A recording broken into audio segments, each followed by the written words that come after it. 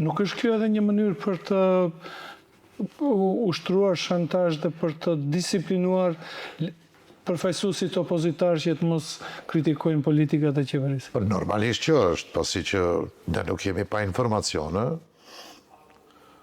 Dikon 9 muaj përpara, një zyrtar i Blenit në një zyrë në lokacion këtu në Shkup, kur i bën ofertë një zyrtarit të BDI-s që të kalon në Vlen, mu për rastin e kontrollit teknik në Saraj, thot pas bisedës që kam pas me Kristian Mickovskin, pa që Toshkovski do t'jetë i obligum që t'i ngrenë procedurë penale. Dhe unë këte në procedurë në prokurori do t'i parashtroj këto argumente. Dhe me emra me mbi emra, unë nuk flasë me konspiracione. Është kërkes, me kërkes të 20 Mengjitit, deri tek Kristian Mickovski.